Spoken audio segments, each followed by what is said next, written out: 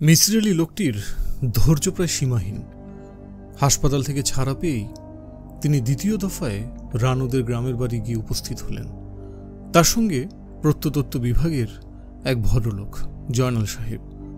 উদ্দেশ্য রুকমণি দেবীর মন্দির সম্পর্কে তথ্য সংগ্রহ করা। জয়নাল সাহেব মন্দির দেখে বিশেষ উল্লসিত হলেন না। ৩০০ বছরের বেশি এর বয়স হবে না। এরকম ভগ্নস্তূপ এদেশে অসংখ্য আছে। মিসির আলি বললেন, তেমন পুরনো নয়, তাই তো বলছেন? না রে ভাই, ইটের সাইজ দেখলেই বুঝবেন। ভেঙে টেঙে কি অবস্থা হয়েছে দেখছেন? যত্ন হয়নি। মন্দির যিনি প্রতিষ্ঠা করেছিলেন তিনি হয়তো মারা গেছেন, কিংবা তার উৎসাহ মিয়ে গেছে। গ্রামের লোকজনের কাছ থেকে অল্প কিছু তথ্য পাওয়া গেল। পাল বাবুদের প্রতিষ্ঠিত মন্দির। পালরা স্বপ্নে আদিষ্ট হয়ে মন্দির প্রতিষ্ঠা করেন। তার পরপরই তাদের ভাগ্য বিপর্যয় শুরু হয়। ৩-৪ বছরের মধ্যে পালরা নির্বংশ হয়ে যায়। দেবীকে তুষ্ট করার জন্য তখন এক রাতে কুমারী বলির আয়োজন করা হয়। ১২ বছরের একটা কুমারী কন্যাকে অমাবস্যার রাত্রিতে মন্দিরের সামনে বলি দেওয়া হয়। দেবীর তুষ্টি হয় না তাতেও। পাথরের মূর্তি এত সহজে বোধহয় তুষ্ট হয় না। তবে গ্রামের মানুষেরা নাকি বলি দেওয়া মেয়েটিকে এরপর থেকে গ্রামময় ছোটাছুটি করতে দেখে। ময়মনসিংহ থেকে ইংরেজ পুলিশ সুপার এসে মন্দির তালাবদ্ধ করে পালদের 2 ভাইকে গ্রেফতার করে নিয়ে যায়।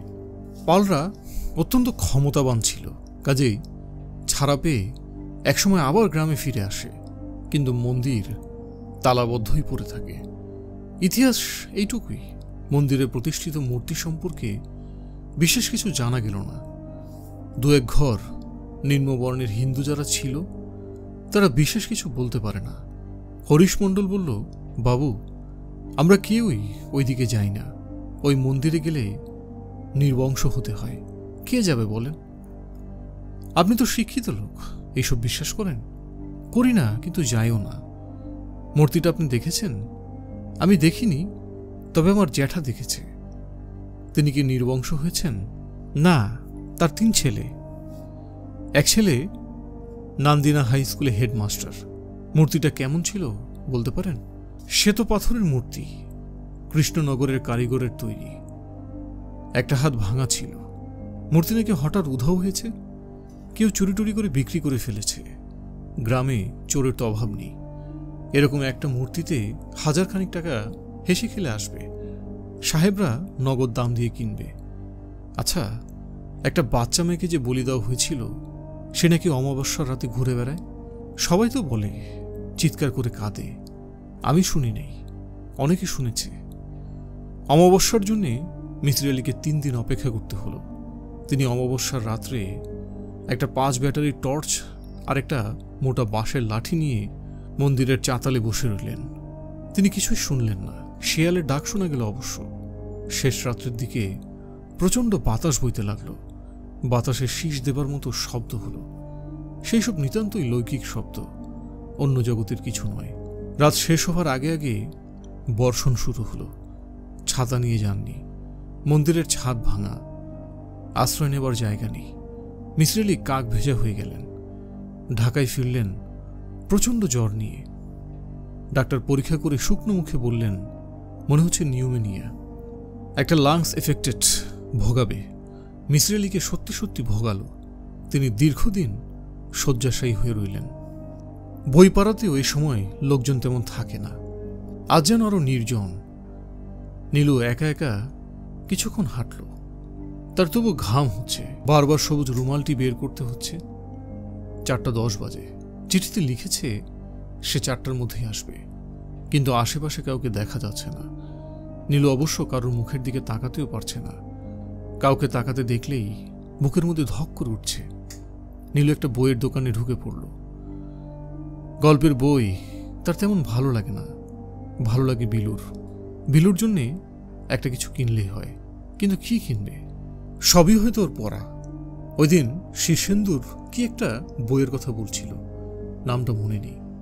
আচ্ছা, আপনাদের কাছে শীর্ষেন্দুর কোনো বই আছে? জি না, আমরা বিদেশি বই রাখি না। নীলু অন্য একটা ঘরে ঢুকল। শুধু শুধু দাঁড়িয়ে থাকা যায় না। সে একটা কবিতার বই কিনে ফেলল। অপরিচিত কবি, তবে প্রচ্ছদটি সুন্দর। একটি মেয়ের ছবি, সুন্দর ছবি, নামটিও সুন্দর, প্রেম নেই। কেমন অদ্ভুত একটা নাম, প্রেম নেই। আবার কি, প্রেম থাকবে না কেন? দাড়িওয়ালা একজন রোগা ভদ্রলোক তখন থেকে তার দিকে তাকাচ্ছে। লোকটির কাঁধে একটা ব্যাগ। এই কি সে? নীলুর মুখ রক্তশূন্য হয়ে গেল। নীলু বইয়ের দাম দিয়ে দ্রুত বেরিয়ে এলো। তার পেছনে ফেরার সাহস নেই। পেছনে ফিরলে হয়তো দেখবে বুড়ো দাড়িওয়ালা গুটি গুটি আসছে। না, লোকটি আসছে না। নীলুর মনে হলো ভয়ানক মোটা এবং বেটে একজন কে যেন তাকে অনুসরণ করছে। তার দিকে তাকাচ্ছে না, কিন্তু আসছে তার পিছু পিছু। নীলুর তৃষ্ণা পেয়ে গেল, বড্ড টেনশন। বাড়ি ফিরে গেলে কেমন হয়, কিন্তু বাড়ি ফিরতে ইচ্ছে করছে না। নীলু ঘড়ি দেখল, 5:05। তার মানে কি যে সে আসবে না? কথা ছিল নীলু থাকবে ঠিক 1 ঘন্টা। সে ছোট্ট একটা নিঃশ্বাস ফেলল। ভালোই হয়েছে, দেখা না হওয়াটাই বোধহয় ভালো। দেখা হওয়ার মধ্যে একটা আশাভঙ্গের ব্যাপার আছে। না দেখার রহস্যময়তাটাই না হয় থাকুক। নীলু ক্লান্ত ভঙ্গিতে হাঁটতে শুরু করল। নীলু দাঁড়িয়ে পড়ল। একটু দেরি হয়ে গেল। তুমি ভালো আছো নীলু? চকচকে লাল টাই পরা যে ছেলেটি হাসছে, সে কে? লম্বা, স্বাস্থ্যবান একটা তরুণ, ঝলমল করছে। তার লাল টাই উড়ছে, বাতাসে মিষ্টি ঘ্রাণ আসছে, সেন্টের গন্ধ। পুরুষ মানুষের গা থেকে আসা সেন্টের গন্ধ নীলুর পছন্দ নয়, কিন্তু আজ এত ভালো লাগছে কেন? চুপচাপ দাঁড়িয়ে আছো কেন? কিছু বলো। আপনি বলেছিলেন আপনি বুড়ো। আমরা সবাই কিছু কিছু মিথ্যা বলি। আমাকে নীলু নামের একটি মেয়ে লিখেছিল, সে দেখতে কুৎসিত। লোকটি হাসছে হা হা করে। এত সুন্দর করে মানুষ হাসতে পারে? নীলুর এক ধরনের কষ্ট হতে লাগলো। মনে হতে লাগলো সমস্তটাই একটা সুন্দর স্বপ্ন, খুবই ক্ষণস্থায়ী, যেন এক্ষুনি স্বপ্ন ভেঙে যাবে। নীলু দেখবে সে জেগে উঠেছে। পাশের বিছানায় বিলু ঘুমাচ্ছে, মশারি না ফেলে। কিন্তু সেরকম কিছু হলো না। ছেলেটি হাসি মুখে বলল, কোথাও বসে 1 কাপ চা খেলে কেমন হয়? খাবে? নীলু মাথা নাড়ল, সে খাবে। তুমি কিন্তু সবুজ রুমালটি ব্যাগে ভরে ফেলেছ। আমি যেতে ঠিক সাহস পাচ্ছি না। নীলু অস্বাভাবিক ব্যস্ত হয়ে রুমাল বের করতে লাগলো। একটা লিপস্টিক, একটা ছোট চিরুনি, কিছু খুচরা পয়সা গড়িয়ে পড়ল নিচে। ছেলেটি হাসি মুখে সেগুলো কুড়োচ্ছে। নীলু মনে মনে বলল, যেন এটা স্বপ্ন না হয়, আর স্বপ্ন হলেও যেন স্বপ্নটা অনেকক্ষণ থাকে। নীলু খুব কান্না পেতে লাগলো। নিউ মার্কেটের ভেতরে চা খাওয়ার তেমন ভালো জায়গা নেই। ওরা বলাকা বিল্ডিং এর দোতলায় গেল। চমৎকার একটা জায়গা, অন্ধকার অন্ধকার চারদিক, পরিচ্ছন্ন টেবিল, সুন্দর একটা মিউজিক হচ্ছে। চায়ের সঙ্গে কিছু খাবে নীলু? না, এরা ভালো সমুচা করে, সমুচা দিতে বলি। আমার খিদে পেয়েছে। কি বলবো? বলুন। ছেলেটি হাসলো। নীলু খুব ইচ্ছে করছিল জিজ্ঞেস করে, হাসছো কেন? আমি কি হাস্যকর কিছু করেছি? কিন্তু নীলু কিছু বলল না। ছেলেটি হাসতে হাসতে বলল, আসলে আমি বিজ্ঞাপনটা মজা করবার জন্য দিয়েছিলাম। কেউ জবাব দেবে ভাবিনি। আমি ছাড়া কেউ কি লিখেছিল? তা লিখেছে। মনে হচ্ছে এদেশের মেয়ে ছেলেদের কাজকর্ম বিশেষ নেই। সুযোগ পেলে ওরা চিঠি লিখে। এই কথা বললাম বলে তুমি আবার রাগ করলে না তো? না। গুড। আমি কিন্তু শুধু তোমার চিঠিরই জবাব দিয়েছি, অন্য কারোর চিঠির জবাব দিইনি। আমার কথা বিশ্বাস করছো তো? করছি। বেয়ারা চায়ের পর দিয়ে গেল। ছেলেটি বলল, দাও, আমি চা বানিয়ে দিচ্ছি। ঘরে বানাবে মেয়েরা, কিন্তু বাইরে পুরুষরা, এই নিয়ম। নীলু লক্ষ্য করলো ছেলেটি তার কাপে 3 চামচ চিনি দিয়েছে। নীলু একবার লিখেছে সে চায়ে 3 চামচ চিনি খায়। ছেলেটি সেটা মনে রেখেছে। কি আশ্চর্য! চায়ে এত চিনি খাওয়া কিন্তু ভালো না। নীলু কিছু বলল না। এরপর থেকে চিনি কম খাবে। নীলু ঘাড় নাড়ল। তারা সন্ধ্যা পর্যন্ত বসে রইল। নীলু একবার বলল, সন্ধ্যা হয়ে যাচ্ছে, উঠি। ছেলেটি বলল, আরেকটু বসো। আমি বাসায় পৌঁছে দেব, আমার সঙ্গে গাড়ি আছে। নীলু আর কিছু বলল না। একটু দেরি হলে তোমাকে আবার বাসায় বকবে না তো? না, বকবে না। আমি মাঝে মাঝে অনেক রাত করে বাসায় ফিরি। সেটা ঠিক না নীলু? শহর বড় হচ্ছে, ক্রাইম বাড়ছে, ঠিক না? হ্যাঁ ঠিক। ওই দিন কি হলো জানো? আমার পরিচিত এক মহিলার কান থেকে দুল টেনে নিয়ে গেছে, রক্তারক্তি কাণ্ড। আমি বাইরে গেলে গয়না টনা পরি না পরাই উচিত। আচ্ছা নীলু, তুমি কি আজ তোমার বাবার সঙ্গে আমাকে আলাপ করিয়ে দেবে? আপনি যদি চান দেব। আমি নিশ্চয়ই চাই। তুমি কি চাও? চাই বলতে গিয়েও নীলুর চোখ ভিজে উঠল। ছেলেটিকে এখন কত না পরিচিত মনে হচ্ছে। সে যদি এখন হাত বাড়িয়ে নীলুর হাত স্পর্শ করে তাহলে কেমন লাগবে নীলুর? ভালোই লাগবে। কিন্তু ছেলেটি অত্যন্ত ভদ্র, সে এমন কিছুই করবে না। নীলু, আমি তোমার জন্য একটা উপহার এনেছিলাম, কিন্তু তার আগে বলো তুমি কি এনেছো? তুমি বলেছিলে লালটাই আনবে, ভুলে গেছো না? না, ভুলবো কেন? আমি তোমার জন্য লালটাই পরে এসেছি, যদিও লাল রং আমার পছন্দ না। আমার পছন্দ হচ্ছে নীল। নীল আমারও পছন্দ, তবে হালকা নীল, কড়া নীল নয়। নীলু এই প্রথম অল্প হাসল। হালকা নীল তার নিজেরও পছন্দ। ছেলেটি হাসতে হাসতে বলল, আমার সবচাইতে অপছন্দের রং হচ্ছে সবুজ রং। কিন্তু দেখো, আজ সবুজ কাপড়টাও খারাপ লাগছে না। তার উঠে দাঁড়ালো 8:30টার দিকে, হেঁটে হেঁটে এলো নিউ মার্কেটের গেটে। ছোট্ট একটা হোন্ডা সিভিক সেখানে পার্ক করা। ছেলেটি ঘড়ি দেখে বলল, রাত কি বেশি হয়ে গেল নীলু? না, বেশি হয়নি। তোমার বাবা দুশ্চিন্তা না করলেই হয়। আমি চাই না আমার জন্য কেউ বকা খাক। অবশ্যই 1-8 দিন বকা খেলে কিছু যায় আসে না, কি বলো? নীলু হাসল, ছেলেটিও হাসল, মার্জিত হাসি। সরাসরি বাসায় যাবে নাকি যাবার আগে আইসক্রিম খাবে? ধানমন্ডিতে একটা ভালো আইসক্রিমের দোকান আছে। আজ আর যাব না। ঠিক আছে, চলো বাসায় ফিরে যাই। ছেলেটি নীলুকে তাদের গেটের কাছে নামিয়ে দিল। নীলুর খুব ইচ্ছে করছিল তাকে বসতে বলে, কিন্তু তার বড্ড লজ্জা লাগলো। বিলু নানান রকম প্রশ্ন করবে। স্যার, ভেতরে আসবো? এসো। কি ব্যাপার? মিসরেলি মেয়েটিকে ঠিক চিনতে পারল না। তিনি কখনো তার ছাত্রছাত্রীদের চিনতে পারে না। স্যার, আমার নাম নীলুফার। ও আচ্ছা। মিসরেলি পরিচিত ভঙ্গিতে হাসলেন, কিন্তু নামটি তার কাছে অপরিচিত লাগছে। এও এক সমস্যা, কারো নাম তিনি মনে রাখতে পারেন না। তার ভ্রু কুঞ্চিত হল। নাম মনে না করতে পারার একটি কারণ, মানুষের প্রতি তার আগ্রহ নেই। আগ্রহ থাকলে নাম মনে থাকত। স্যার, আপনি কি আমাকে চিনতে পারছেন? আমি 2nd ইয়ারে একদিন এসেছিলাম, আমরা 4 বন্ধু। ও হ্যাঁ, এসেছিলে তোমরা, মনে পড়েছে। আজ কি ব্যাপার? মেয়েটি ইতস্তত করতে লাগলো। তার মানে কি? কম বয়সী মেয়েদের তিনি এড়িয়ে চলতে চেষ্টা করেন। তরলমতি মেয়েরা মাঝে মাঝে অনেক অদ্ভুত কাণ্ড কারখানা করে বসে। তোমার কি ব্যাপার বলো? স্যার, আমি ওই ইএসপির টেস্টটা আবার দিতে চাই। একবার তো দিয়েছ, আবার কেন? মিসরেলি বিস্মিত হলেন। এই মেয়েটির মতিগতি তিনি বুঝতে পারছেন না। স্যার, আমার মনে হয় এবার পরীক্ষা করলে দেখা যাবে আমার ইএসপি আছে। এরকম মনে হবার কারণ কি? মেয়েটি উত্তর না দিয়ে দাঁড়িয়ে রইল চুপচাপ। লক্ষণ ভালো নয়।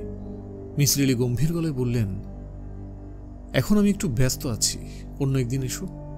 মেয়েটি তবুও কিছু সময় দাঁড়িয়ে রইল। তুমি কি অন্য কিছু বলতে চাও? জি না স্যার, আমি যাই। আসসালামু আলাইকুম। মিসরেলি গম্ভীর হয়ে বসে রইলেন। এই মেয়েকে প্রশ্রয় দেওয়া ঠিক হবে না। এরা সহজে একটা ঝামেলা বাঁধিয়ে দিতে পারে। এরকম সুযোগ দেওয়া ঠিক না। 12টায় একটা ক্লাস ছিল। মিসরেলি গিয়ে দেখলেন কোনো ছাত্রছাত্রী নেই। কোনো স্ট্রাইক হচ্ছে কি? এরকম কিছু শোনেননি। সামনে হয়তো টার্ম পরীক্ষা আছে। টার্ম পরীক্ষা থাকলে ছাত্ররা দল বেঁধে আসা বন্ধ করে দেয়। মিসরেলি ভ্রু কুঁচকে বসে রইলেন। গত রাতে অসুস্থ শরীরে এই ক্লাসটির জন্য পড়াশোনা করেছেন। এই অবস্থা হবে জানলে সকাল সকাল শুয়ে পড়তে পারতেন। ছাত্রশূন্য একটা ক্লাসে তিনি খাতাপত্র নিয়ে গম্ভীর হয়ে বসে আছেন। হাস্যকর একটা দৃশ্য। অনেকেই করিডোর দিয়ে হাঁটবার সময় তাকে কৌতূহলী হয়ে দেখল। পাগল টাগল ভাবছে বোধ হয়। মিসির আলি উঠে পড়লেন। আজকের দিনটাই শুরু হয়েছে খারাপভাবে। একটি কাজও ঠিকমতো হচ্ছে না। মিসির আলি ক্রমেই বিরক্ত হয়ে উঠতে লাগলেন। তার কপালের মাঝখানে ব্যথা শুরু হলো। এই উপসর্গটা নতুন। ব্লাড প্রেশার হয়তো হয়েছে। ডাক্তার দেখাতে হবে। তিনি বাড়ি ফিরলেন 3টার দিকে। এই অসময়েও বসার ঘরে কে যেন বসে আছে।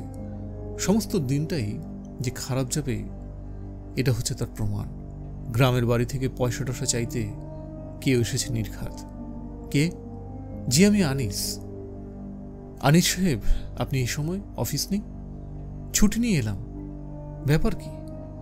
রানুর শরীরটা বেশ খারাপ। ভাবলাম আপনার সঙ্গে দেখা করে যাই। ভালোই করেছেন, বসেন। চাটা দিয়েছে? জি, চা খেয়েছি। আপনার ভাই ছিলেন এতক্ষণ। বসুন, আমি কাপড় ছেড়ে আসছি। লোকটি জড়সড় হয়ে বসে আছে। মিসির আলি লক্ষ্য করলেন তার চোখের নিচে কালি পড়েছে। তার মনে রাতে ঘুমাতে পারছেন না। এরকম হওয়ার কথা নয়। মিসির আলি চিন্তিত মুখে ভেতরে ঢুকলেন। তার ফিরে আসতে অনেক সময় লাগলো।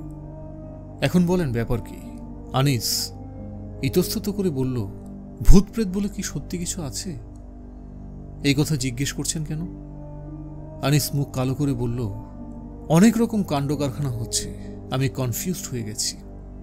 অর্থাৎ এখন ভূত প্রেত বিশ্বাস করতে শুরু করেছেন। আনিস চুপ করে রইল। এর কারণটা বলেন শুনি। নানা রকম শব্দ হয় ঘরে। তাই নাকি? আপনি নিজে শুনেন? জি, শুনি। গন্ধও পাই, ফুলের গন্ধ। আপনি পান না আপনার স্ত্রী পান? রানু প্রথম পায়, তারপর আমি পাই। মিসির আলি চুরুট ধরালেন। আনিস বললেন, গতরাতে ঘরের মধ্যে কেউ যেন নূপুর পায়ে হাঁটছিল। এই নূপুরের শব্দ প্রথম কে শুনে? আপনার স্ত্রী? জি। তারপর আপনাকে বলার পর আপনি শুনতে পান? জি। আনিস সাহেব, এটাকে বলা হয় ইনডিউসড অডিটরি হ্যালুসিনেশন। আপনার মন দুর্বল। আপনার স্ত্রী যখন বলেন শব্দ শুনতে পাচ্ছেন, তখন আপনিও তো শুনতে থাকেন। ব্যাপারটি আপনার মনোজগতে। আসলে কোনো শব্দ হচ্ছে না। আনিস দীর্ঘ সময় চুপ করে থেকে বলল, আপনি যদি একবার আসেন আমাদের বাসায়, আপনি নিজেও শুনবেন। না ভাই, আমি শুনব না। আমি খুব শক্ত ধরনের মানুষ, খুবই যুক্তিবাদী লোক। আপনি আসেন না একবার? ঠিক আছে, যাব। কবে আসবেন? আজ আসতে পারবেন? আমি কাল পরশুর মধ্যে একবার যাব। আমাদের বাড়িওয়ালার খুব সুন্দর ফুলের বাগান আছে, প্রচুর গোলাপও আছে। বিকেলের দিকে গেলে সেটাও দেখতে পারবেন। মিসির আলি কিছুক্ষণ তীক্ষ্ণ দৃষ্টিতে তাকিয়ে থেকে বললেন, বড় ফুলের বাগান? জি। আনিস সাহেব, এমন কি হতে পারে না বাতাসে নিচের বাগান থেকে ফুলের সৌরভ ভেসে আসে? সেই সৌরভকে আপনি একটি আধ্যাত্মিক রূপ দেন? হতে পারে। পারে, কিন্তু শব্দটা? কোনো একটা ব্যাখ্যা নিশ্চয় আছে। মস্তিষ্ক খুবই অদ্ভুত জিনিস। সে আপনাকে এমন সব জিনিস দেখাতে বা শোনাতে পারে যার আসলে কোনো অস্তিত্ব নেই। আপনি ঘুরছেন? জি। আচ্ছা ঠিক আছে, যান। আমার নিজেরও মাথা ধরেছে। 2টো প্যারাসিটামল খেয়েছি, লাভ হচ্ছে না। জ্বরও আসছে বলে মনে হয়। শরীরটা গেছে, বেশি দিন বাঁচব না। পত্রিকা খুলে নীলু অবাক হল। সেই বিজ্ঞাপনটি আবার ছাপা হয়েছে। কথাগুলি এক। GPU box number 73। শিরোনামটিও আগের মতো, কেউ কি আসবেন? এর মানে কি? নীলুর ধারণা ছিল এই বিজ্ঞাপনটি আর কোনোদিন ছাপা হবে না। এর প্রয়োজন ফুরিয়ে গেছে, কিন্তু এখন তো মনে হচ্ছে না। নীলুর ইচ্ছা হলো দরজা বন্ধ করে কিছুক্ষণ কাঁদার। সে মুখ কালো করে বারান্দায় এসে দাঁড়ালো। বারান্দায় তার জন্যে একটা বড় ধরনের চমক অপেক্ষা করছিল। মিসির আলি সাহেব দাঁড়িয়ে। তিনি বললেন, এখানে কি আনিস সাহেব থাকেন? স্যার, আপনি আমাকে চিনতে পেরেছেন? ও ইয়ে, তুমি আমার ছাত্রী? কোন ইয়ার? 3rd ইয়ার স্যার। নীলু আমার নাম, নীলুফার। ও আচ্ছা, নীলুফার, তোমাদের 3 তলায় আনিস সাহেব থাকেন নাকি? জি, তার কাছে এসেছি। উঠবার রাস্তা কোন দিকে? নীলু তাকে সঙ্গে করে 3 তলায় নিয়ে গেল। ফেরবার পথে আমাদের বাসা হয়ে যাবেন স্যার, যেতেই হবে কিন্তু। আচ্ছা, দেখি। দেখা দেখি না স্যার, আপনি আসবেন। আনিস ঘরে ছিল না। রানু তাকে নিয়ে বসালো। সে খুবই অবাক হয়েছে। মিসির আলি বললেন, খুব অবাক হয়েছেন মনে হচ্ছে। আপনি আপনি করছেন কেন? ও আচ্ছা, তুমি করে বলতাম নাকি? ঠিক আছে, এখন বলো, আমাকে দেখে অবাক হয়েছ? হ্যাঁ, খুব অবাক হয়েছ? জি। আপনি আসবেন ভাবতেই পারিনি। মিসির আলি সিগারেট ধরিয়ে হাসি মুখে বললেন, তুমি তো শুনেছি সবকিছু আগে ভাগে বলে দিতে পারো। এটা তো পারার কথা ছিল। রানু থেমে থেমে বলল, আপনি লোকটি বেশ অদ্ভুত। তাই নাকি? হ্যাঁ, আপনার যুক্তিও খুব ভালো, বিশ্বাস করতে ইচ্ছে হয়। বিশ্বাস করলেই পারো। আনিস সাহেব কখন আসবেন? এসে পড়বে। আমাকে একটু চা খাও। আর শোনো, তোমাদের একটা কাজের ছেলে আছে নাকি? ওকে পাঠাও তো আমার কাছে। ওকে কি জন্যে? কয়েকটা কথা জিজ্ঞেস করব। কি নাম তোমার? জিতু মিয়া। দেশ কোথায়? টাঙ্গাইল। শুনলাম 2-1 দিন আগে তুমি রাতের বেলা নাকি কি একটা দেখে ভয় পেয়েছ? জি পাইছি। কি দেখেছ? পাকের ঘরে একজন মেয়ে মানুষ হাঁটাচলা করতেছে। সুন্দরী? জি, খুব সুন্দর। রান্নাঘরে কি বাতি ছিল? জি না। অন্ধকারে তুমি মানুষ কিভাবে দেখলে? জিতু মিয়া কথা বলল না। আমার মনে হয় জিনিসটা তুমি স্বপ্নে দেখেছ। জিতু মিয়া এবারও চুপ। মিসির আলি বললেন, আচ্ছা জিতু মিয়া, তুমি যাও। শোনো, 1 প্যাকেট সিগারেট নিয়ে এসো আমার জন্য। ক্যাপস্টিন নাও, টাকাটা নাও। জিতু মিয়া চলে গেল। রানু ছোট্ট একটা নিঃশ্বাস ফেলে বলল, ইউনিভার্সিটির সব মাস্টাররাই কি আপনার মতো বুদ্ধিমান? না, আমার নিজের বুদ্ধিও একটু বেশি। আচ্ছা, এখন যে খুটখাট শব্দ শোনা যাচ্ছে, এই শব্দটার কথাই কি আনিস সাহেব আমাকে বলেন? রানু জবাব দিল না। মিসির আলি কান পেতে শুনলেন। শব্দটা বেশ স্পষ্ট। রান্নাঘর থেকে আসছে না? এই শব্দটার কথাই আনিস সাহেব বলেন, তাই না? বোধ হয়। আপনি রান্নাঘর দেখবেন, আপনি যাওয়া মাত্রই শব্দ থেমে যাবে। শব্দটা বেশিরভাগই রান্নাঘরেই হয়। জি। ইঁদুর মারা কিছু বিষ ছড়িয়ে দিও, আর শব্দ হবে না। ওটা ইঁদুরের শব্দ। রান্নাঘরে খাবারের লোভে ঘোরাঘুরি করে, সেজন্যই শব্দটা বেশি হয় রান্নাঘরে। বুঝলে? হ্যাঁ। যুক্তিটা পছন্দ হচ্ছে না মনে হয়। যুক্তি ভালোই। আর 1 কাপ চা খাবেন? না, এখন উঠব। আনিস সাহেব মনে হয় আজ আর আসবেন না। না, আপনি আরেকটু বসুন, আপনাকে একটা গল্প বলবো। আজ আর না রানু, মাথা ধরেছে। মাথা ধরলেও আপনাকে শুনতে হবে। বসুন, আমি চা আনছি। প্যারাসিটামল খাবেন? ঠিক আছে। চা আসবার আগেই আনিস এসে পড়ল। তার অফিসে নাকি কি একটা ঝামেলা হয়েছে। 10,000 টাকার একটা চেকের হিসেবে গন্ডগোল। চেকটা ইস্যু হয়েছে আনিসের অফিস থেকে। আনিসের চোখে মুখে ক্লান্তি। মিসির আলি বললেন, আপনি বিশ্রাম টিশ্রাম করেন, আমার জন্য ব্যস্ত হবেন না। আমি রানুর কাছ থেকে একটা গল্প শুনব। কি গল্প? জানি না কি গল্প, ভয়ের কিছু হবে। রানু বলল, না ভয়ের না। তুমি গোসল টোসল সেরে এসে চা খাও। আমি গল্পটা শুনতে পারবো না? না, সব গল্প সবার জন্য না। আনিসের কপালে সূক্ষ্ম ভাঁজ পড়ল। সে কিছু বলল না, বাথরুমে ঢুকে পড়ল। রানু তার গল্প শুরু করলো খুব শান্ত গলায়। মিসির আলি তাকে তীক্ষ্ণ দৃষ্টিতে লক্ষ্য করতে লাগলেন। রানুর দ্বিতীয় গল্প। আমার তখন মাত্র বিয়ে হয়েছে, সপ্তাহখানেকও হয়নি। সেই সময় একটা কাণ্ড হলো। আমার বিয়ে হয়েছিল শ্রাবণ মাসের 6 তারিখে। ঘটনাটা ঘটল শ্রাবণ মাসের 14 তারিখে। সকালবেলা আমার এক মামা শ্বশুর এসে ওকে নিয়ে গেলেন মাছ মারতে। নৌকায় করে মাছ মারা হবে। নৌকা বড় গাং দিয়ে যাবে সোনাপোতার বিলে। বড়শি ফেললে সেখানে বড় বড় বোয়াল মাছ পাওয়া যায়।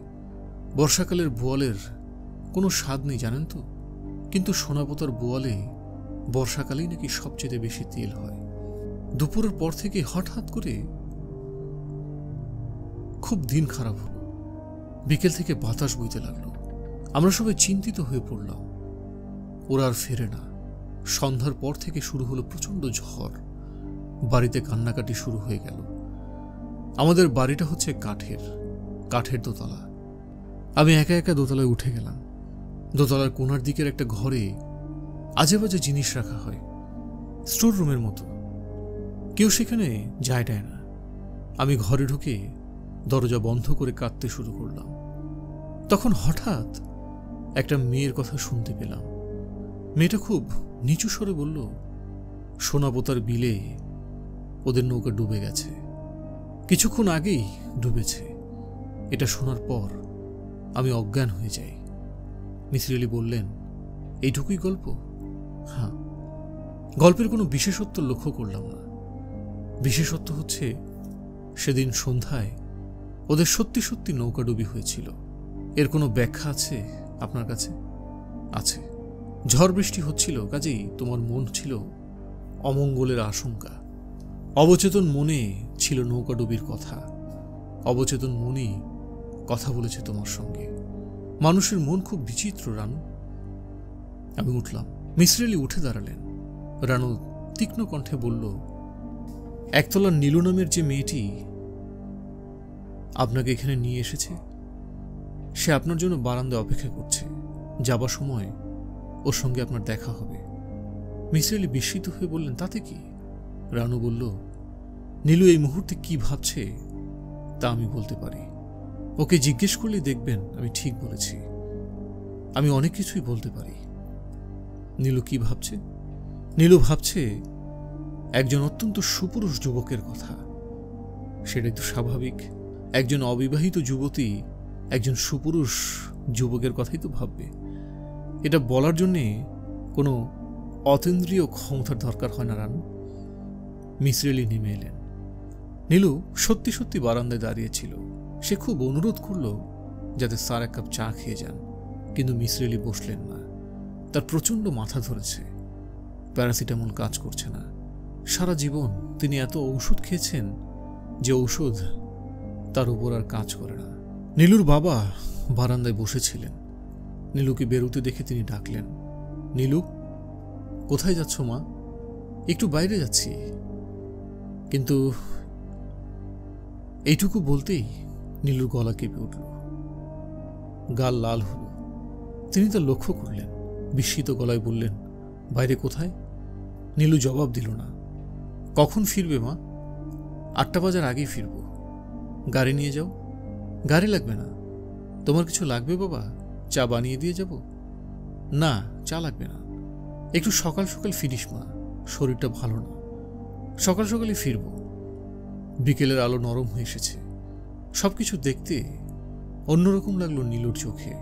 নিউ মার্কেটের পরিচিত ঘরগুলিও যেন অচেনা, যেন ওদের এক ধরনের রহস্যময়তা ঘিরে আছে। কেমন আছো নীলু? নীলু তৎক্ষণাৎ তাকাতে পারল না। তার লজ্জা করতে লাগলো। তার ভয় ছিল আজ হয়তো সে আসবে না। প্রিয়জনদের দেখা তো এত সহজে পাওয়া যায় না। আজ তুমি দেরি করে এসেছো, 5 মিনিট দেরি। তোমার তার জন্য শাস্তি হওয়া দরকার। কি শাস্তি? সেটা আমরা চা খেতে খেতে ঠিক করব। খুব চায়ের পিপাসা পেয়েছে। কোথায় চা খাবেন? এখানে কোথাও? আর শোনো নীলু, চা খেতে খেতে তোমাকে আমি একটা কথা বলতে চাই, খুব জরুরি কথা। এখন বলুন, হাঁটতে হাঁটতে বলুন। না, এই কথা হাঁটতে হাঁটতে বলা যায় না। বলতে হয় মুখোমুখি বসে, চোখের দিকে তাকিয়ে। নীলুর কপালে বিন্দু বিন্দু ঘাম জমল। নিঃশ্বাস ভারী হয়ে এলো। সে কোনো মতে বলল, ঠিক আছে, চলুন কোথাও বসি। কি বলতে চাই তা কি বুঝতে পারছো? না। বুঝতে পারছো নীলু? মেয়েরা এসব জিনিস খুব ভালোভাবে বুঝতে পারে। নীলুর গা কাঁপতে লাগলো। অন্য এক ধরনের আনন্দ হচ্ছে, অন্য এক ধরনের সুখ। মনে হচ্ছে পৃথিবীতে এখন আর কেউ নেই। চারদিকে সীমাহীন শূন্যতা। শুধু তারা দুজনে হাঁটছে, হেঁটেই চলেছে। কেমন যেন এক ধরনের কষ্ট হচ্ছে বুকের মধ্যে। ওরা একটা রেস্টুরেন্টে গিয়ে বসলো। চায়ের সঙ্গে আর কিছু খাবে? না। খাও না, কিছু খাও। সে বয়কে ডেকে কি যেন বলল। নীলু শুনতে পেল না। কোনো কিছুতেই তার মন বসছে না, সব তার কাছে অস্পষ্ট লাগছে। কি নীলু, কিছু বলো, চুপ করে আছো কেন? কি বলবো, যা ইচ্ছা বলো। নীলু ইতস্তত করে বলল, আপনি ওই বিজ্ঞাপনটা আবার দিয়েছেন কেন? দেখেছ বিজ্ঞাপনটা? হ্যাঁ। মন খারাপ হয়েছে? নীলু কিছু বলল না। বলো, মন খারাপ হয়েছে? হ্যাঁ। সে আবার শব্দ করে হাসল। তারপর ফুর্তিবাজের ভঙ্গিতে বলল, আমি পত্রিকার অফিসে টাকা দিয়ে রেখেছিলাম, কথা ছিল প্রতি মাসে 2 বার করে ছাপবে। তোমার সঙ্গে দেখা হওয়ার পর আর তার প্রয়োজন ছিল না, কিন্তু সেটা বলা হয়নি। আগামীকাল বন্ধ করে দেব। এখন খুশি তো? নীলু জবাব দিল না। বলো, এখন তুমি খুশি? এইভাবে চুপ করে থাকলে হবে না, কথা বলতে হবে। বলো, তুমি খুশি? সে আরেক দফা চায়ের অর্ডার দিয়ে একটা সিগারেট ধরল। খানিকক্ষণ দুজনে কোনো কথা বলল না। বাইরে সন্ধ্যা ঘনিয়ে আসছে। পৃথিবী বড় সুন্দর গ্রহ, এতে বেঁচে থাকতে খুব সুখ। নীলু, হ্যাঁ, তোমাকে যে কথাটা বলতে যাচ্ছিলাম সেটি বলি। বলুন। দেখো নীলু, সারা জীবন পাশাপাশি থেকেও একসময় একজন অন্যজনকে চিনতে পারে না। আবার এমনও হয় এক পলকের দেখায় একে অন্যকে চিনে ফেলে, ঠিক না? নীলু জবাব দিল না। বলো, ঠিক কি না? হ্যাঁ। তোমাকে প্রথম দিন দেখেই সে চুপ করে গেল। নীলুর চোখে জল। নীলু, আজ যদি তোমাকে আমাদের বাড়ি নিয়ে গিয়ে সবার সঙ্গে পরিচয় করিয়ে দিই, তাহলে তোমার আপত্তি আছে? নীলু ছোট্ট একটা নিঃশ্বাস ফেলল, জবাব দিল না। সে মুখ ঘুরিয়ে বসেছিল। সে তার চোখের জল তাকে দেখাতে চায় না। বলো নীলু, আপত্তি আছে? আমাকে 8টার মধ্যে বাড়িতে ফিরতে হবে। 8টার আগে আমরা বাড়ি ফিরব। এসো উঠি। সে নীলুর হাত ধরল। ভালোবাসার স্পর্শ, যার জন্য তরুণীরা সারা জীবন প্রতীক্ষা করে থাকে।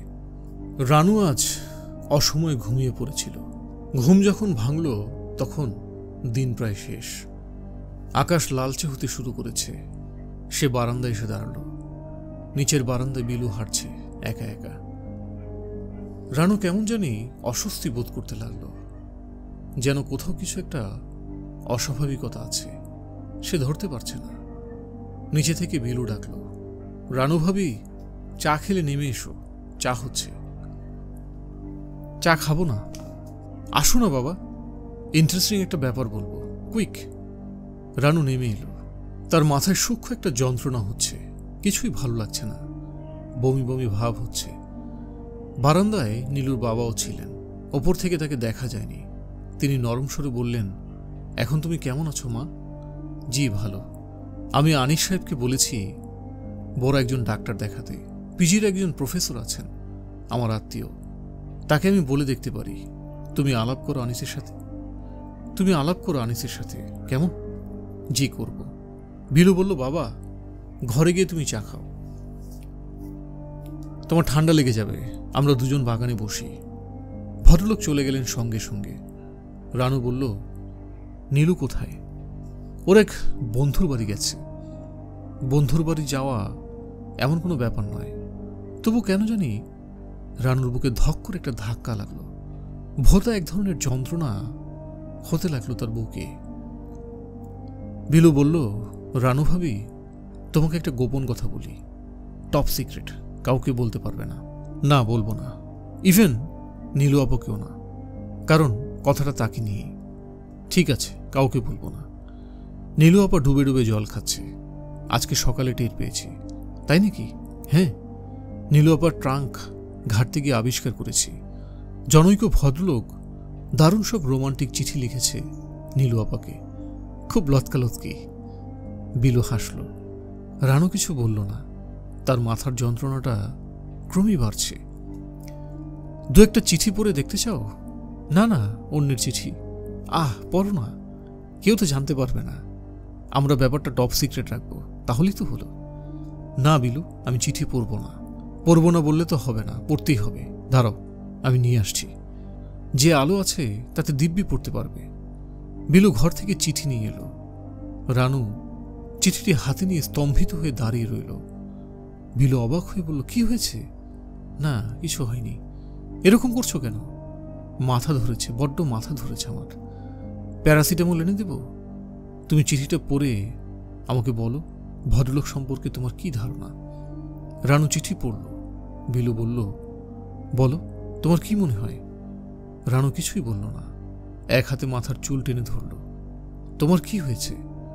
বড্ড শরীর খারাপ লাগছে, আমি এখন যাই। চা খাবে না? না। বিলু, নীলু কখন ফিরবে বলে গেছে? না, সন্ধ্যার আগে আগেই ফিরবে বোধ হয়। তোমার কি শরীর বেশি খারাপ লাগছে? হ্যাঁ। তাহলে যাও, শুয়ে থাকো গিয়ে। রানু উপর উঠে এলো। ঘর অন্ধকার, বাতি জ্বালতে ইচ্ছে হলো না, শুয়ে পড়ল বিছানায়। আনিস আজ ফিরতে দেরি করবে, তার অফিসে কিসব নাকি ঝামেলা হচ্ছে। রানু ডাকল, জিতু, জিতু। কেউ সাড়া দিল না। জিতু কি বাসায় নেই? জিতু? কোনো উত্তর নেই। জিতু মেয়ে ইদানিং বেশ লায়েক হয়েছে। রানু কিছু বলে না বলেই হয়তো বিকেলে খেলতে গিয়ে সন্ধ্যা পার করে বাড়ি ফিরে। বকাঝোকা তার গায়ে লাগে না। রান্নাঘরে খুটখাট শব্দ হচ্ছে। ইঁদুর, নিশ্চয়ই ইঁদুর। তবু রানু বলল, কে? খুটখুট শব্দ থেমে গেল। ইঁদুর ছাড়া আর কিছুই নয়, কিন্তু সেই গন্ধটা আবার পাওয়া যাচ্ছে, কড়া ফুলের গন্ধ। রানুর ইচ্ছে হলো ঘর ছেড়ে বেরিয়ে পড়ে। রানু দুর্বল গলায় ডাকল, জিতু, জিতু। আর ঠিক তখনই কে যেন একজন ডাকল, রানু, রানু। এই ডাক রানুর চেনা। এই জীবনে সে অনেকবার শুনেছে, তবে এটা কিছু নয়। প্রফেসর সাহেব বলেছেন অডিটরি হ্যালুসিনেশন। আসলেই তাই, এছাড়া আর কিছুই নয়। রানু, রানু। কে? কে তুমি? রানুর মনে হলো কে একজন যেন এগিয়ে আসছে। তার পায়ে শব্দ পাওয়া যাচ্ছে, ছোট্ট ছোট্ট পা নিশ্চয়ই, হালকা শব্দ। পায়ে কি নুপুর আছে? নুপুর বাজছে। রানু। রানু চোখ বন্ধ করে ফেলল। এইসব সত্যি নয়, চোখের ভুল। রানু দুর্বল গলায় বলল, তুমি কে? আমাকে তুমি চিনতে পারছো না? না। কিশোরীর গলায় মৃদু হাসি শোনা গেল। তাকাও রানু, তাকালেই চিনবে। আমি চিনতে চাই না। তোমার বন্ধু নীলুর খুব বিপদ রানু। একদিন তোমার যে বিপদ ঘটতে যাচ্ছিল তার চেয়েও বড় বিপদ। দরজায় ধাক্কা পড়েছে। জিতু এসেছে বোধ হয়। রানু তাকালো, কোথাও কেউ নেই। ফুলের গন্ধ কমে আসছে। জিতু মিয়া বাইরে থেকে ডাকলো, আম্মা, আম্মা। রানু উঠে দরজা খুলল। আপনার কি হয়েছে? কিছু হয়নি। রানু এসে শুয়ে পড়ল। তার গায়ে প্রচন্ড জ্বর। সে বিছানায় ছটফট করতে লাগলো। কখন আসবে আনিস? কখন? জিতু? জি। নিচে গিয়ে দেখে আয় তো, নীলু ফিরেছে নাকি। জিতু ফিরে এসে জানালো এখনো আসেনি। রানু একটা নিঃশ্বাস ফেলে ঘড়ি দেখল। 8টা বাজতে আর 4 মিনিট বাকি। কখন আসবে আনিস? সারাটা পথ নীলু চুপ করে রইল। একবার সে বলল, কি ব্যাপার এত চুপচাপ যে? নীলু তারপরও জবাব দিল না। তার কথা বলতে ইচ্ছে হচ্ছে না। সে আছে একটা ঘরের মধ্যে। গান শুনবে? গান দেব? নীলু মাথা নাড়ল। সেটা হাকি না তাও স্পষ্ট ছিল না। কি গান শুনবে? Country music? কান্ট্রি মিউজিকে কার গান তোমার পছন্দ? নীলু জবাব দিল না। আমার ফেভারিট হচ্ছে জন ডেনভার। জন ডেনভারের রকি মাউন্টের হাই গানটা শুনেছ? না। খুব সুন্দর, অপূর্ব মেলোডি। সে ক্যাসেট টিপে দিতেই জন ডেনভারের অপূর্ব কণ্ঠ শোনা গেল। California, Rocky Mountain high. কেমন লাগছে নীলু? ভালো। শুধু ভালো না, বেশ ভালো। সেও ডেনভারের সঙ্গে গুনগুন করতে লাগলো। নীলুর মনে হলো ওর গানের গলাও তো চমৎকার। একবার ইচ্ছে হলো জিজ্ঞেস করে গান জানেন কিনা, কিন্তু সে কিছু জিজ্ঞেস করল না। তার কথা বলতে ইচ্ছে হচ্ছে না। গাড়ি কোন দিক দিয়ে কোথায় যাচ্ছে তাও সে লক্ষ্য করছে না। একবার শুধু ট্রাফিক সিগন্যালে গাড়ি অনেকক্ষণ দাঁড়িয়ে রইল। একজন ভিখারি এসে ভিক্ষা চাইল। সে ধমকে উঠল কড়া গলায়। তারপর আবার গাড়ি চালালো। নীলু ফিসফিস করে বলল, কটা বাজে? 7:35। তোমাকে 8টার আগেই পৌঁছে দেব। আপনার বাড়ি মনে হয় অনেক দূর, তাই না? শহর থেকে একটু দূরে বাড়ি করেছি, কোলাহল ভালো লাগে না। Far from the madding crowd. কার লেখা জানো? না, টমাস হার্ডির। পড়ে দেখবে, চমৎকার। অথচ ট্র্যাজেডি হচ্ছে টমাস হার্ডিকেই নোবেল পুরস্কার দেওয়া হয়নি। তুমি তার কোনো বই পড়েছ? না, পড়ে দেখবে, খুব রোমান্টিক ধরনের রাইটিং। গাড়ি ছুটে চলেছে মিরপুর রোড ধরে। হঠাৎ নীলু বলল, আমার ভালো লাগছে না। কি বললে? আমার ভালো লাগছে না, আমি বাসায় যাব। সে তাকালো নীলুর দিকে, একটি হাত বাড়িয়ে ক্যাসেটের ভলিউম বাড়িয়ে দিল। গাড়ির গতি কমালো না। আমি বাসায় যাব, 8টার সময় আমি তোমাকে বাসায় পৌঁছে দেব। না, আজ আমি কোথাও যাব না, প্লিজ গাড়িটা থামান, আমি নেমে পড়ব। কেন? আমার ভালো লাগছে না, প্লিজ। সে তাকালো নীলুর দিকে। নীলু শিউরে উঠল। এ কেমন চাহনি, যেন মানুষ নয়, অন্য কিছু। প্লিজ গাড়িটা একটু থামান, কোনো রকম ঝামেলা না করে চুপচাপ বসে থাকো, কোনো রকম শব্দ করবে না। আপনি এরকম করে কথা বলছেন কেন? গাড়ির গতি ক্রমই বেড়ে যাচ্ছে। ঝড়ের গতিতে পাশ দিয়ে দুটো ট্রাক গেল। লোকটি তার একটি হাত রাখল নীলুর উরুতে। নীলু শিউরে উঠে দরজার দিকে সরে গেল। লোকটি হাসল। এ কেমন হাসি? গাড়ি থামান, আমি চিৎকার করব। কেউ এখন তোমার চিৎকার শুনবে না। আপনি কেন আমাকে ভয় দেখাচ্ছেন? আমি ভয় দেখাচ্ছি না। আমি আপনাকে বিশ্বাস করে গাড়িতে উঠেছি। আরো কিছুক্ষণ থাকো, বেশিক্ষণ নয়, এসে পড়েছি। কি করবেন আপনি? তেমন কিছু না। নীলু এক হাতে দরজা খুলতে চেষ্টা করল। লোকটি তাকিয়ে দেখল, কিন্তু বাধা দিল না। দরজা খোলা গেল না। নীলু প্রাণপণে বলতে চেষ্টা করলো, আমাকে বাঁচাও, কিন্তু বলতে পারল না। প্রচন্ড ঘামতে লাগলো, প্রচন্ড তৃষ্ণা বোধ হলো। আনিস এলো রাত 8:30। ঘর অন্ধকার, কারো কোনো সারা শব্দ নেই। রানু বাতিটাতে নিভিয়ে অন্ধকারে বসে আছে। জিতু মিয়া মশারি খাটিয়ে শুয়ে পড়েছে। রানু, কি হয়েছে? রানু ফোপাতে ফোপাতে বলল, তুমি এত দেরি করলে কেন? কি হয়েছে? নীলুর বড় বিপদ। আনিস কিছু বুঝতে পারল না। অবাক হয়ে ডাকলো, রানু। অবাক হয়ে তাকালো। রানু থেমে থেমে বলল, নীলুর খুব বিপদ। কিসের বিপদ? কি বলছো তুমি? রানুর কথা জড়িয়ে যাচ্ছে। সে গুছিয়ে কিছু বলতে পারছে না।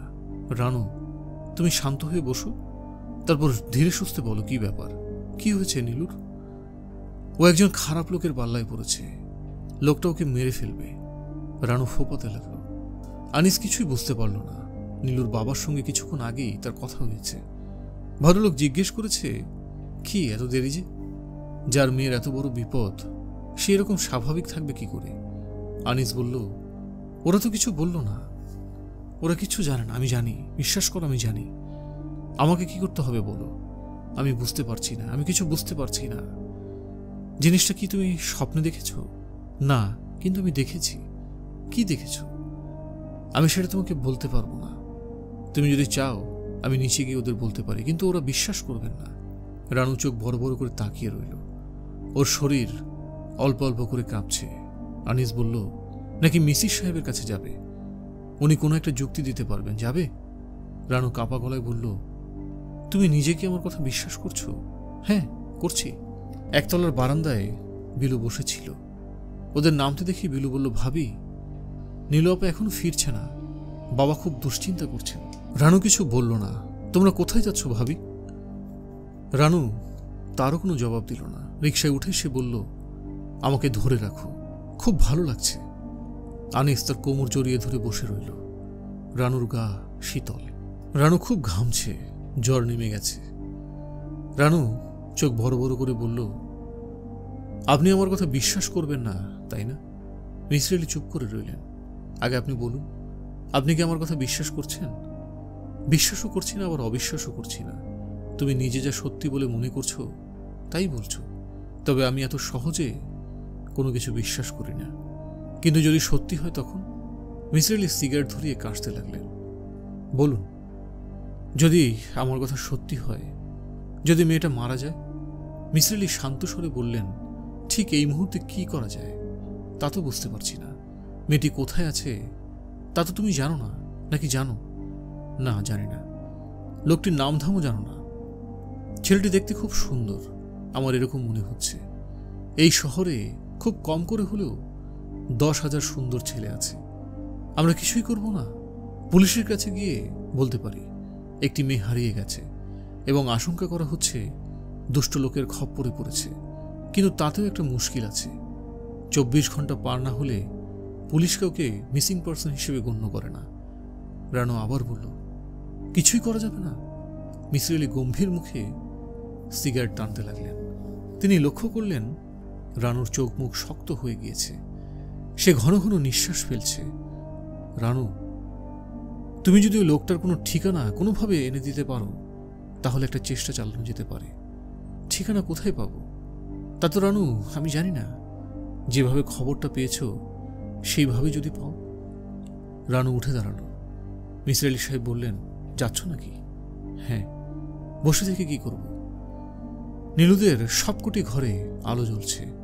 রাত প্রায় 11টা বাজে। নীলুর বাবা পাথরের মূর্তির মতো বাগানের কাছে দাঁড়িয়ে আছেন। রানুদের ঢুকতে দেখে এগিয়ে এলেন, কিন্তু কিছু বললেন না। রানু মাথা নিচু করে 3 তলায় উঠে গেল। নীলুদের ঘরে ঘন ঘন টেলিফোন বাজছে। 2টি গাড়ি এসে থামল। মনে হয় ওরা খুঁজতে শুরু করেছেন। পুলিশের কাছে নিশ্চয়ই লোক পাঠিয়েছে। নীলুর বাবা অস্থির ভঙ্গিতে বাগানে হাঁটছেন। ছোট্ট একটা ঘর, কিন্তু 200 পাওয়ারের একটা বাতি জ্বলছে, চারদিকে ঝলমল করছে। লোকটি একটা চেয়ারে বসে আছে। নীলু লোকটির মুখ দেখতে পাচ্ছে না, কারণ লোকটি বসে আছে তার পেছনে। ঘাড় ফিরিয়ে পেছনে তাকাবার কোনো উপায় নেই নীলুর। নাইলনের চিকন দড়ি তার গা কেটে বসে আছে। চারদিকে কোনো সারা শব্দ নেই। মাঝে মাঝে দূরের রাস্তা দিয়ে দ্রুতগামী ট্রাকের আওয়াজ পাওয়া যাচ্ছে। নীলু থেমে থেমে বলল, আপনি কি আমাকে মেরে ফেলবেন? কেউ কোনো জবাব দিল না। আমি আপনার কোনো ক্ষতি করিনি, কেন আমাকে ভয় দেখাচ্ছেন? প্লিজ আমাকে যেতে দিন। আমি কাউকে কিছু বলবো না। কেউ আপনার কথা জানবে না। পেছনের চেয়ারটা একটু নড়ে উঠল। ভারী গলায় লোকটা বলল, কেউ জানলেও আমার কিছু যায় আসে না। কেন আপনি এরকম করছেন? আমি একজন অসুস্থ মানুষ, মাঝে মাঝে আমাকে এরকম করতে হয়। আপনি কি আমাকে মেরে ফেলবেন? কোনো জবাব পাওয়া গেল না। লোকটি হাত বাড়িয়ে বাতি নিভিয়ে দিল। চারদিক ঘন অন্ধকার। নীলু চাপা সরে ডাকল, মা, মাগো। চুপ করে থাকো, কথা বলবে না। কেন এরকম করছেন আপনি? আমি একজন অসুস্থ মানুষ। পৃথিবীতে কিছু অসুস্থ মানুষ থাকে।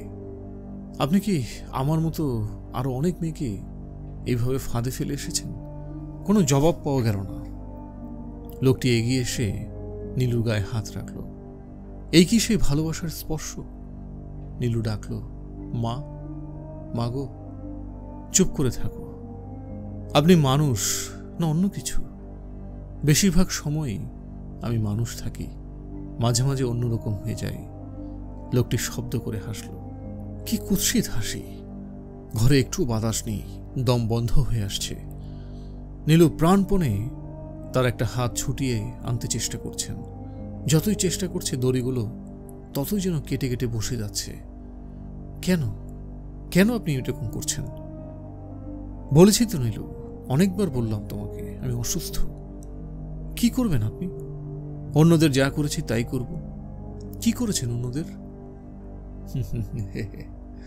নীলু কাতর স্বরে বলল, আপনি দয়া করুন, আমি আপনার পায়ে পড়ি, প্লিজ। আমি আপনার কথা কাউকে বলবো না। তা কি হয়? বিশ্বাস করুন, আমি আমার কথা রাখি। কাউকে আমি আপনার কথা বলবো না। লোকটি ফিরে যাচ্ছে। নীলু কি বেঁচে যাবে? লোকটি কি তাকে ছেড়ে দেবে? নীলু গুছিয়ে চিন্তা করতে পারছে না। সব কেমন যেন জট পাকিয়ে যাচ্ছে। লোকটি একটা ড্রয়ার খুলল। ঘর অন্ধকার। নীলু কিছু দেখতে পাচ্ছে না, কিন্তু সে নিশ্চিত জানে তার হাতে ধারালো কিছু একটা আছে, খুর জাতীয় কিছু। লোকটি সেটি বাঁ হাতে নিয়ে দাঁড়িয়ে আছে চুপচাপ। আসবে, সে একসময় এগিয়ে আসবে তার কাছে। খুব কাছে কোথাও রিকশার টুনটুন শব্দ শোনা গেল। নীলু প্রাণপণে চেঁচালো, বাঁচাও, আমাকে বাঁচাও, কিন্তু গলা দিয়ে কোনো শব্দ বেরোলো না। রাত বাড়ার সঙ্গে সঙ্গে রানুর অবস্থা খারাপ হতে লাগলো। বারবার বলতে লাগলো, উফ, বড্ড গরম লাগছে। আনিস সমস্ত দরজা জানালা খুলে দিল, ফ্যান ছেড়ে দিল, তবু তার গরম কমল না। রানু কাতর স্বরে বলল, তুমি আমাকে ধরে রাখো, আমার বড্ড ভয় লাগছে। এই তো আমি তোমাকে ধরেই আছি, কিসের এত ভয় রানু? আমার সামনে ওই লোকটি বসে আছে, আমি স্পষ্ট দেখছি ওর হাতে একটা খুর। রানু ফোপাতে শুরু করলো। ওকে ডাক্তারের কাছে নেওয়া উচিত, যত তাড়াতাড়ি নেওয়া যায় ততই ভালো। আনিস ডাকলো, জিতু মিয়া। জিতু, কিন্তু জিতু মিয়ার ঘুম ভাঙল না। রানু বলল, তুমি আমাকে একা রেখে কোথাও যেতে পারবে না, আমার বড় ভয় লাগছে। কোনো ভয় নেই রানু, লোকটি খুর হাতে বসে আছে, তবু তুমি বলছো ভয় নেই? এইসব তোমার কল্পনা। এসো, তোমার মাথায় একটু পানি দিই। তুমি কোথাও যেতে পারবে না, ওই লোকটি এখন উঠে দাঁড়িয়েছে। তুমি আমাকে শক্ত করে ধরে থাকো, আরো শক্ত করে ধরো। আনিস তাকে জড়িয়ে ধরে বসে রইল। রানু ক্ষীণস্বরে বলল, আমি তোমাকে একটা কথা কখনো বলিনি। একবার এক লোক আমাকে মন্দিরে নিয়ে গিয়েছিল। রানু, এখন তোমাকে কিছুই বলতে হবে না, দয়া করে চুপ করে থাকো। না, আমি বলতে চাই। সকাল হোক, সকাল হলেই শুনব। মাঝে মাঝে আমার মনে হয় কেউ একজন আমার সঙ্গে থাকে। রানু, চুপ করে থাকো। না, আমি চুপ করে থাকবো না। আমার বলতে ইচ্ছে করছে, যে আমার সঙ্গে থাকে তার সঙ্গে আমি অনেকবার কথা বলছি, কিন্তু আজ সে কিছুতেই আসছে না। তার আসার কোনো দরকার নেই, তুমি বুঝতে পারছো না? তার আসার খুব দরকার। রাত 1:30টার দিকে নিচ থেকে বিলুর কান্না শোনা গেল। অনেক লোকজনের ভিড়, কথাবার্তা শোনা যাচ্ছে। রানু বলল, বিলু কাঁদছে, বড় খারাপ লাগছে আমার। রানু, তুমি একটু শুয়ে থাকো, আমি জিতুকে ডেকে দিচ্ছি। তুমি কোথায় যাবে? আমি একটা ডাক্তার নিয়ে আসবো। আমার মোটেই ভালো লাগছে না, তুমি আমাকে ফেলে রেখে কোথাও যেতে পারবে না। রানুর কথা জড়িয়ে যেতে লাগলো। একসময় বিছানায় নেতিয়ে পড়ল। আনিস ছুটে গেল ডাক্তার আনতে। বড় রাস্তার মোড়ে একজন ডাক্তারের বাসা আছে। ডাক্তার সাহেবকে পাওয়া গেল না। আনিস ফিরে এসে ঘরে ঢোকবার মুখে তীব্র ফুলের গন্ধ পেল। ঘরের বাতি নিভানো। কে নিভেছে বাতি? আনিস ঢুকতেই রানু বলল, ও এসেছে। কে? কে এসেছে? তুমি গন্ধ পাচ্ছ না? আনিস এগিয়ে এসে রানুর হাত ধরল। গা ভীষণ গরম। রানু বলল, ও নীলুর কাছে যাবে। রানু, শুয়ে থাকো। শোবো কিভাবে? ও একা যেতে ভয় পাচ্ছে, আমিও যাব ওর সঙ্গে। ও আমাকে পথ দেখিয়ে নিয়ে যাবে। বলতে বলতে রানু খিলখিল করে হাসল। আনিস বারান্দায় দাঁড়িয়ে ডাকল, রহমান সাহেব, রহমান সাহেব, ভাই একটু আসুন, আমার বড় বিপদ। রহমান সাহেব ঘরে ছিলেন না। তার স্ত্রী বেরিয়ে এলেন। তিনি অবাক হয়ে বললেন, কি হয়েছে? আপনি একটু আসুন, আমার স্ত্রী কেমন যেন করছে। ভদ্রমহিলার সঙ্গে সঙ্গে এলেন এবং ঘরে ঢুকে অবাক হয়ে বললেন, নূপুরের শব্দ না? রানু কিশোরী মেয়ের গলায় খিলখিল করে হাসল। কি হয়েছে ওনার? আপনি একটু বসুন ওর পাশে, আমি ডাক্তার নিয়ে আসি। আনিস ছুটে বেরিয়ে গেল। ফুলের সৌরভ তীব্র থেকে তীব্রতর হতে লাগল। রানু হাসি মুখে বলল, আমার সময় বেশি নেই। ওই লোকটি এগিয়ে আসছে। কোন লোক? আপনি চিনবেন না? না চেনাই ভালো। ভদ্রমহিলা রানুর হাত ধরলেন। উত্তাপে গা পুড়ে যাচ্ছে। তিনি কি করবেন ভেবে পেলেন না। আনিস ডাক্তার নিয়ে ফেরার আগেই রানু মারা গেল। ঘর অন্ধকার, কিন্তু চোখে অন্ধকার শুয়ে আসছে। আবছা মতো সবকিছু দেখা যায়। বাড়িটা কোথায়? শহর থেকে অনেক দূরে কি?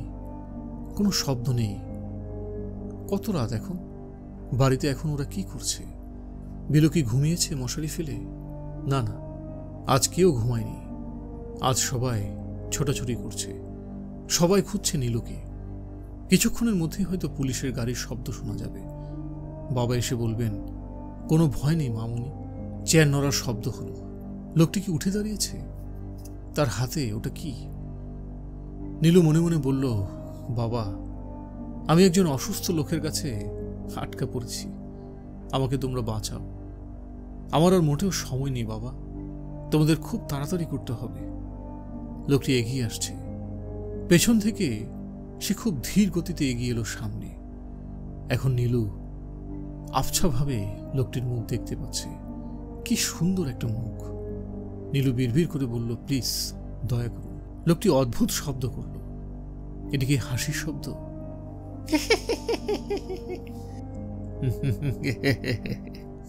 নীলুর গা গোলাচ্ছে।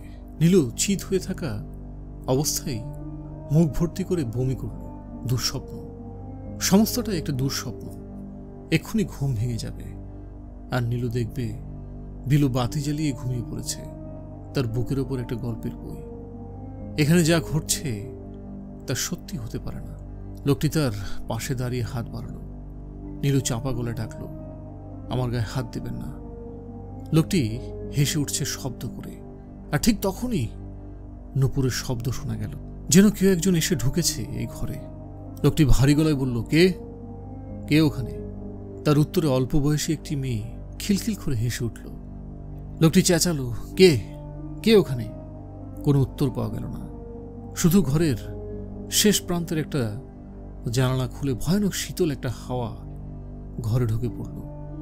সে হাওয়ায় ভেসে এলো অদ্ভুত মিষ্টি একটা গন্ধ।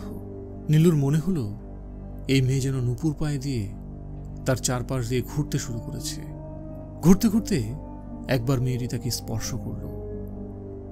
আর তখনই নীলুর মনে হলো আর কোনো ভয় নেই। নীলু দেখল লোকটি ক্রমেই দেয়ালের দিকে সরে যাচ্ছে। একবার সে চাপা সরে বলল, তুমি কি? মিষ্টি একটা হাসি শোনা গেল তখন। ফুলের গন্ধ আরো তীব্র হলো।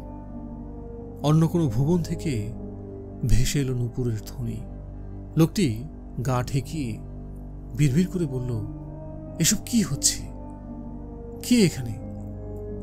কেউ তার কথার জবাব দিল না। একটি দুষ্টু মেয়ে শুধু হাসতে লাগলো। ভীষণ দুষ্ট একটা মেয়ে। তার পায়ে নূপুর, তার গায়ে অপার্থিব এক ফুলের গন্ধ। মেয়েটি এবার দুহাত বাড়িয়ে এগিয়ে যাচ্ছে লোকটির দিকে। লোকটির কর্কশ কণ্ঠ শোনা গেল, এসব কি?